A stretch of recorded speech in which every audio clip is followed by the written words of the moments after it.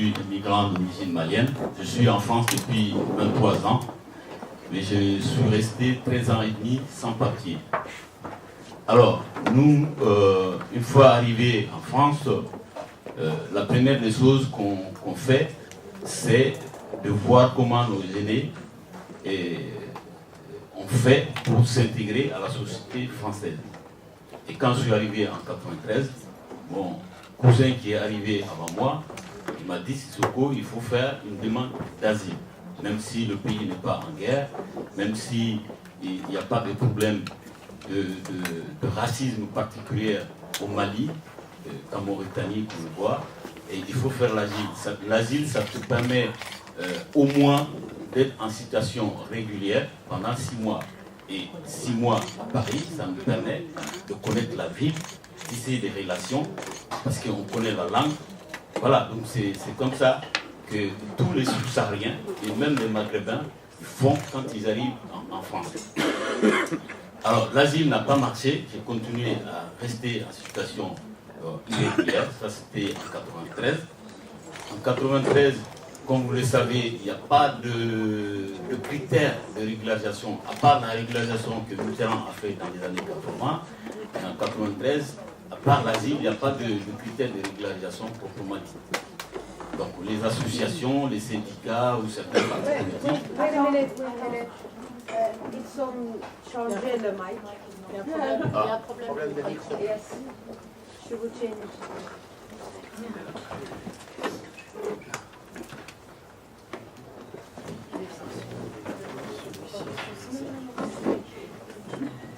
Allô? Ça va? Allô? Allô? Vous m'entendez? Voilà, donc je disais que dans les années 93, il n'y a pas de critères de régularisation proprement dite. Après la régularisation que Mitterrand a fait dans les années 80, il n'y a pas eu de régularisation par la suite. Donc nous sommes restés dans cette situation-là. La seule possibilité, c'est de passer par la demande d'asile. Et comme on le sait, la demande d'asile, ça concerne que entre 8 à 10% des gens. Aujourd'hui, c'est la guerre un peu partout. Ça peut grimper jusqu'à 20% des gens qui obtiennent l'asile. Mais à cette période, il n'y a pas d'autre possibilité. Donc on est obligé de rester dans la clandestinité, se cacher, parfois, pour vivre.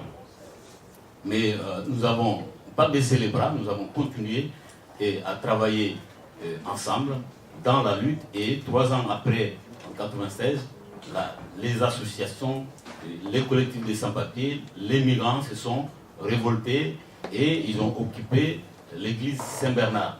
Donc c'est l'année de la naissance du mouvement des sans-papiers en France. Par la suite, la lutte a continué. On a vu un gouvernement de gauche qui a régularisé la moitié des 180 000 personnes qui ont fait la demande. Donc ce sont des gens qui ont 7 ans et plus qui ont été régularisés. Donc tous ceux qui ont 3 ans jusqu'à 5 ans n'ont pas été régularisés. Donc je faisais partie. Parce qu'en 97, ça faisait que 4 ans que je suis en France. Donc j'avais des bons dossiers. Mais les critères de régularisation sur la circulaire Chevènement disaient seulement aux gens quand vous êtes en France depuis de longues dates, sans précision. Donc nous avons tous pensé que comme un visa long séjour est calculé à la hauteur de 6 mois, et ça faisait 4 ans que nous sommes là, on pensait qu'on était dans les critères. Bon, c'est par la suite, beaucoup de gens ont compris que c'est un piège pour ficher les gens, parce qu'il y a beaucoup de gens aussi qui ne veulent pas faire l'agile. Parce qu'une fois l'agile fait, on est fiché, on peut être expulsé à tout moment. Donc ce piège a permis à beaucoup de gens de faire la demande et ils n'ont pas été régularisés par la suite. Mais avec l'aide des associations françaises, avec les syndicats, on a continué à manifester, à mettre la pression sur le gouvernement. Et c'est là où il y a la loi de 10 ans est arrivée. Et cette loi de 10 ans qui permettait la régularisation des gens qui ont 10 ans en France était aussi difficile à appliquer. Parce que c'était dans des contextes beaucoup plus difficiles. Parce qu'ils demandent des preuves souvent qui est difficile à trouver. Mais nous n'avons pas baissé les bras. Et ensuite, il y a des années passent, il y a eu, les sans-papiers ont été un peu plus ou moins taxés, qu'on vienne en France pour chercher voilà, les allocations, on profite du système social, entre guillemets, en France. Et avec les syndicats, les mêmes associations, on a tenu pas mal de réunions en 2004, 2005, et en fin 2005, on est sorti avec 4 pages. 4 pages résument un peu le droit des travailleurs, entre guillemets, travailleurs. Pas travailleurs régularisés français ou sans papier, non, travailleurs entre guillemets. Donc c'est là où la question de la régularisation par le travail est arrivée. Avant ça, il y a par-ci par-là des régularisations à compte-gouttes pour ceux qui sont en situation surtout de famille. En 2002-2003, on a vu des couples qui ont des enfants à bas âge, on arrivait à régulariser, mais ce n'était pas dans le cadre d'un circulaire ou dans le cadre des critères vraiment définis par les administrations. C'est au travail des associations, au travail des collectivités sans-papiers et au travail de certains syndicats. On arrivait à régulariser des familles comme ça. Et par la suite, nous avons continué à se battre, et main dans la main avec les associations et les syndicats, et on a réussi à partir des années 2008 à trouver des premiers critères de régularisation par le travail. Parce que nous avons montré aux autorités que la régularisation par le travail, elle est nécessaire. Parce que les migrants, ils participent beaucoup à l'économie de ce pays. Même ceux qui ne travaillent pas, ils consomment, ils mangent, ils se logent. Donc ça contribue au développement du pays. Donc de ce point de vue, on doit régulariser tous ceux qui sont en France et tous ceux qui travaillent. Donc ça n'a pas été du tout facile avec le gouvernement, même si, entre guillemets, les collectifs des sans-papiers qui se battent pour la cause des migrants étaient contre la régularisation par le travail. Pourquoi? Parce que nous pensons que régulariser les gens sur la base du travail, c'est encore de l'esclavage.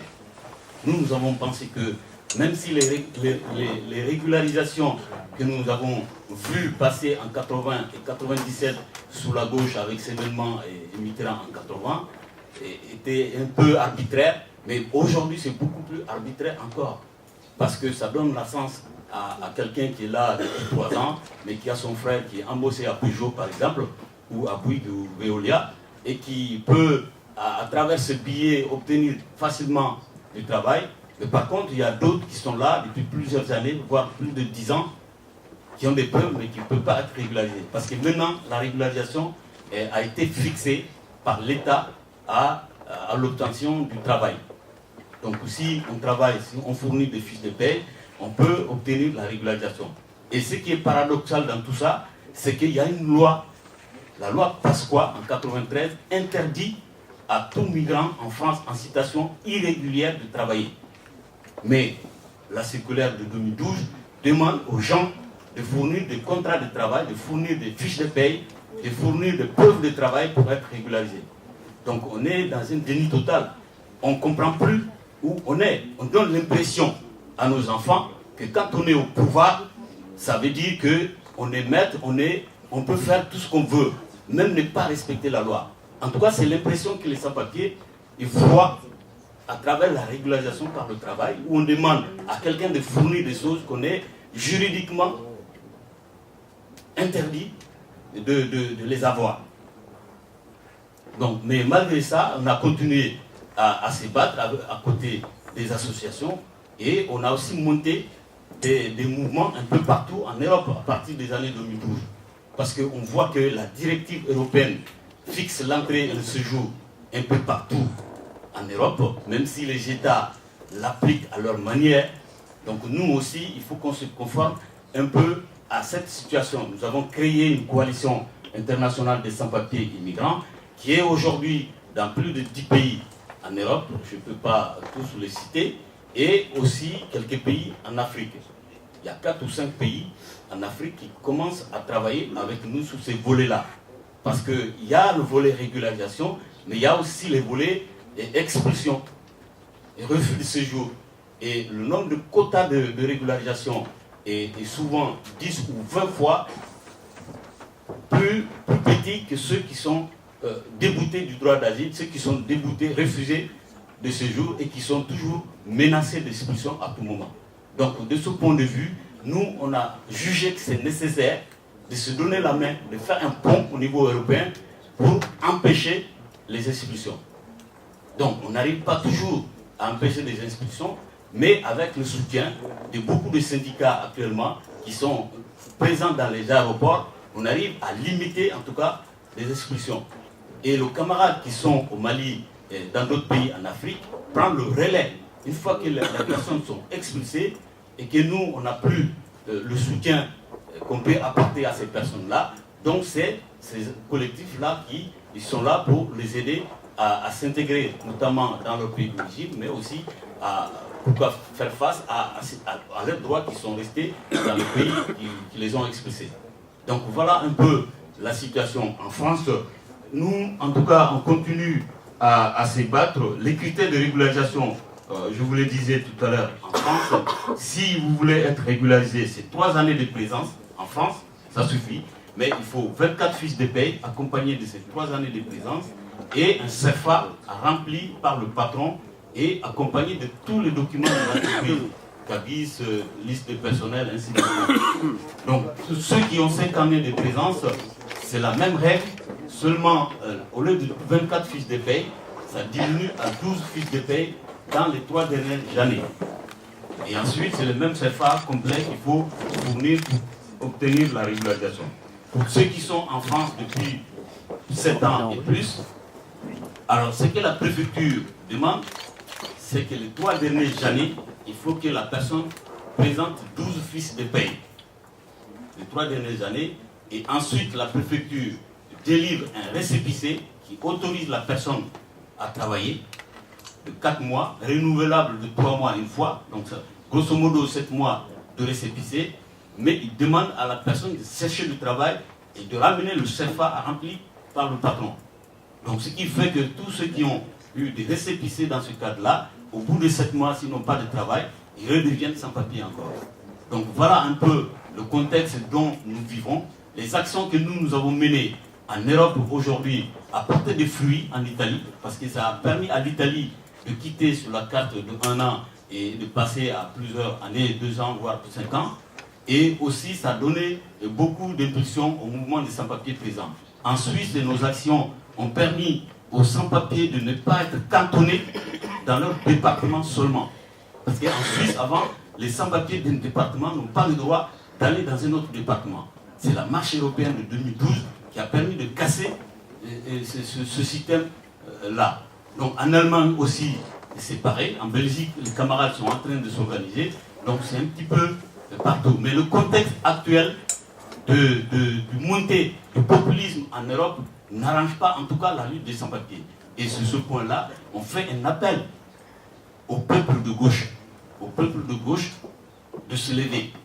Parce que jusqu'ici, moi ça fait 23 ans que je suis en France, j'ai jamais été insulté par des militants de l'extrême droite dans le cadre de ce militantisme.